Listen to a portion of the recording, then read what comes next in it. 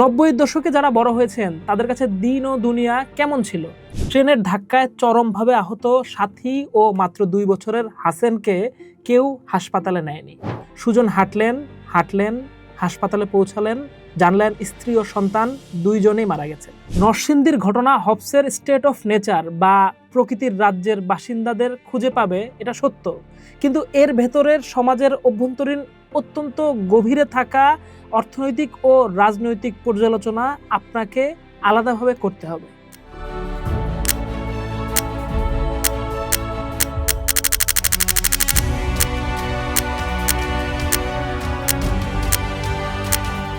Narsingdi railway স্টেশনে আন্তনগর Cox's Bazar express ট্রেনের ধাক্কায় সুজন মিয়ার স্ত্রী সাথী বেগম এবং ছেলে হাসেন মিয়া মারাত্মকভাবে আহত হয়। সুজনের সামনেই এই ঘটনাটা ঘটে। সুজন দিনমজুর, ঈদের কেনাকাটা করে বাসায় যাচ্ছিলেন। ট্রেনের ধাক্কায় চরমভাবে আহত সাথী ও মাত্র 2 বছরের হাসেনকে কেউ হাসপাতালে নেয়নি। এ সময় সুজনের 5-6 বছরের মেয়েও সাথে ছিল। সুজন মৃতপ্রায় স্ত্রীকে প্রথমে ডান কাঁধে তুললেন। স্ত্রী সাথীর মাথা সুজনের পিঠের দিকে ঝুলছে আর পা বুকের দিকে। কেউ একজন 2 বছরের মৃতপ্রায় বাচ্চাটাকে দয়া করে নিচ থেকে তুলে দিলে সুজন বাচ্চাটাকে বুকের কাছে নিলেন। এক হাত দিয়ে মেয়ের হাত ধরলেন, তারপর হাসপাতালের দিকে হাঁটা শুরু করলেন। সুজনের চারপাশে মোটা তাজা পুরুষ নারী সব ছিল। জিম করা কেউ থাকতে পারেন, কেউ তাদের ধরলেন না। সুজন হাঁটলেন, হাসপাতালে পৌঁছালেন, জানলেন স্ত্রী ও সন্তান দুইজনেই মারা গেছে। রেল স্টেশনের এই ভিডিও যারা করেছেন তারা সমেত সেখানে শত শত মানুষ ছিল, কেউ এগিয়ে এলেন না। সম্প্রতি টমাস হবস নিয়ে অনেক কথাবার্তা হচ্ছে। নরসিংদীর পরিসর বোঝা যাবে টমাস হবসকে বুঝলে।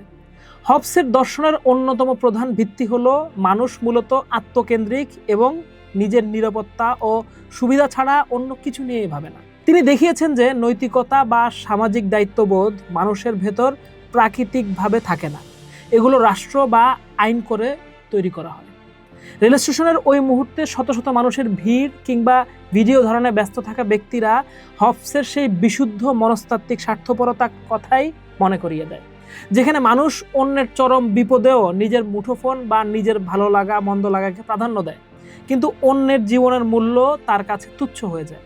টমাস হবস তার গ্রন্থে রাষ্ট্রকে দেখিয়েছিলেন একটি সামাজিক চুক্তি হিসেবে। তার মতে রাষ্ট্র না থাকলে মানুষ একে অপরকে মেরে ফেলত, তাই টিকে থাকার স্বার্থে মানুষ রাষ্ট্রের কাছে সব ক্ষমতা সঁপে দেয়। হবসের পর গত 350 বছরে রাষ্ট্রচিন্তা অনেক দূরে গিয়েছে। আজকের যুগে শুধু হবস পড়ে আধুনিক রাষ্ট্রকে পুরোপুরি ধরা বা বোঝা সম্ভব হয় না। ফলে আন্তরিক ব্যক্তিরা হবস বুঝেই থেমে থাকেন না। এরপর তাকে জন লক, রুশো এবং কার্ল মার্কসকে পড়তে হয়। আরও সামনে এগিয়ে অ্যান্তোনিও গ্রামসি ও মিশেল ফুকো না পড়লে আধুনিক রাষ্ট্রের লেজ ও মাথা এক করা যাবে না।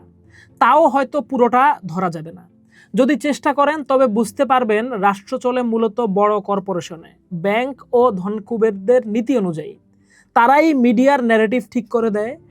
আর জানতে পারবেন নজরদারি রাষ্ট্র কিভাবে ডিজিটাল নজরদারি ও ডাটা রাজনীতির মাধ্যমে আপনার ওয়ালেটের ছেঁড়া তালি দেওয়া নোটের খবরও রাখে। তাই আজকের যুগে দাঁড়িয়ে সমাজ ও রাষ্ট্রকে বুঝতে হলে হবসে আটকে থাকলে চলবে না।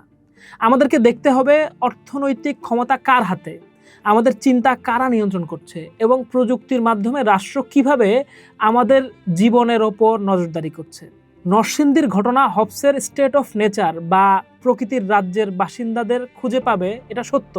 কিন্তু এর ভেতরের সমাজের অভ্যন্তরীণ অত্যন্ত গভীরে থাকা অর্থনৈতিক ও রাজনৈতিক পর্যালোচনা আপনাকে আলাদাভাবে করতে হবে। 90-এর দশকে যারা বড় হয়েছেন তাদের কাছে দিন ও দুনিয়া কেমন ছিল। তখন তো বাংলাদেশের বর্তমান আধুনিক রাষ্ট্র আরও শিশু অবস্থায় ছিল। হবসের তত্ত্ব সত্য হলে তখন নরসিংদীর মতো ঘটনা প্রতি জেলায় মোড়ে পাড়ায় হওয়ার কথা ছিল, অথচ স্মৃতি ঘেটে দেখেন তেমনটা পাবেন না। প্রোপ জেল বা ফ্রেশ জেলের বিজ্ঞাপন দেখার আগে কজনই বা নিজের চোখে পেস্ট দেখেছেন? দাঁত পরিষ্কার তো দূরের কথা, তখনকার চাওয়াগুলো কি ছিল একটু স্মরণ করুন তো। গ্রামের মানুষ বল সাবান দিয়ে কাপড় পরিষ্কার করত, আবার সেই সাবানে গায়ে মাখতো বা চুলে দিত। শ্যাম্পুর কথা তখন ভাবাই যেত না। 1989 সালের দিকে প্রথম কাচের বোতল থেকে ফুস করে ওঠা কোকা-কোলা খাওয়া ছিল একটা বিস্ময়। 1998 সাল পর্যন্ত গ্রামে অতিথিদের কোকা-কোলা বা নুডলস খেতে দেখা যেত না। কোকের বদলে ছিল ডাবের পানি আর পিঠা কিংবা নাড়ু। প্যাকেটের বিস্কুটের ভেতরের বিস্কুটের চেয়ে কাটা কাগজ বেশি থাকতো, তবে তার ঘ্রাণ মনের ভিতর অনেক দিন থাকতো। গ্রামে আরেকটি বিচিত্র খাবার ছিল মুড়ি মুরকি, যা টিনের কৌটায় মাসের পর মাস ভালো থাকতো। অপরিচিত লোকও যে কোনো গৃহস্থ বাড়িতে এসে পানি চাইতো, তবে পানির আগে তাকে কিছু না কিছু খেতে দেওয়া হতো। আর এখন ডাবের পানির বদলে কোক, পিঠার বদলে নুডলস, ঘরে ঘরে মিনি প্যাক শ্যাম্পু পৌঁছে গেছে। তথ্য বলছে এইসব কনজুমার আইটেমে 70% বেশি হলো গ্রামীণ ভোক্তা। এখনকার কর্পোরেটরা আস্তে আস্তে গোটা দেশটাকে একটা আস্ত ভোক্তায় পরিণত করেছে, কিন্তু ভোক্তার যে ন্যূনতম অধিকার তা নিশ্চিত করেনি। সেই কারণে আজ আইফোন কেনার জন্য মানুষ খুন করতেও মানুষ দ্বিধা করছে না।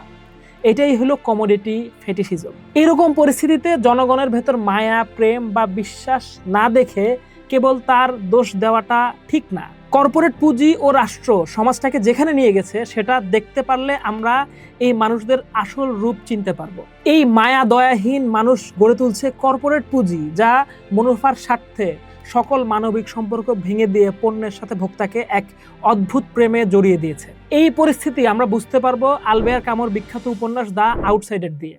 রেল স্টেশনের শত শত মানুষ আসলে কামুর আউটসাইডার বা দ্য স্ট্রেঞ্জারের মানুষ। সেই মানুষ আমি, আপনি, আমরা সকলে। বরং যেখানে সামান্য মমতা দেখবেন, প্রেম দেখবেন, স্নেহ দেখবেন, সেটা আগলে ধরুন। আজকের দিনে এসব সত্যিকারে মূল্যবান জিনিস।